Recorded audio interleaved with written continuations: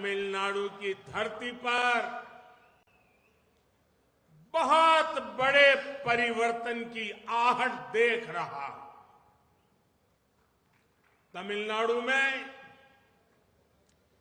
BJP का प्रदर्शन इस बार डीएमके और कांग्रेस के इंडी अलायंस का सारा घमंड तोड़ करके रख देगा।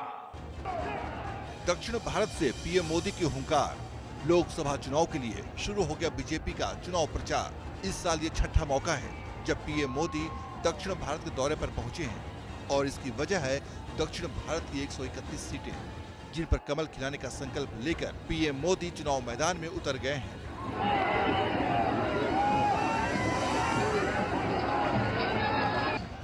तमिलनाडु के कन्याकुमारी में पीएम मोदी ने विशाल जनसभा को संबोधित किया। डीएमके और इंडिया गठबंधन पर जमकर हमला बोला। डीएमके और कांग्रेस पर महिला विरोधी होने का आरोप लगाया।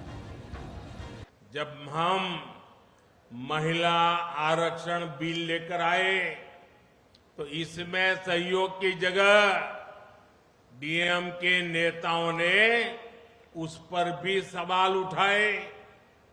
डीएमके और कांग्रेस महिला विरोधी है और यही उनका असली चेहरा है।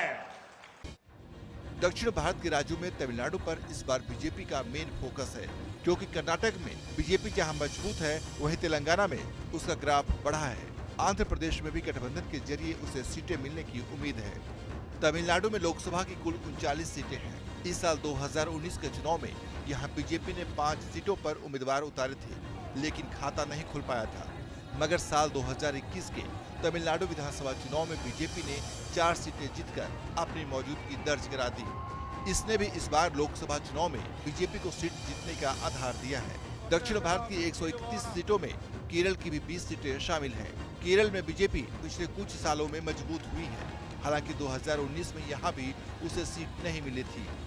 इसलिए पीएम मोदी ने इस बार केरल में भी कमल खिलाने का जिम्मा उठाया है। रैली करके बीजेपी के लिए जमीन तैयार कर दी है। अब केरला के लोग भी कह रहे हैं अब की बार 400 पार, अब की बार इत्तमणा नानूरिल अधिगम।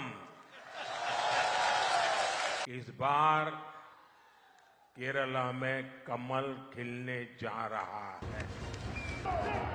बीजेपी ने इस बार दक्षिण भारत में कम से कम 60 सीटें लाने का टारगेट रखा है, जिसके लिए तमिलनाडु, केरल और आंध्र प्रदेश में बीजेपी ने पूरा दमखम लगाना शुरू कर दिया है।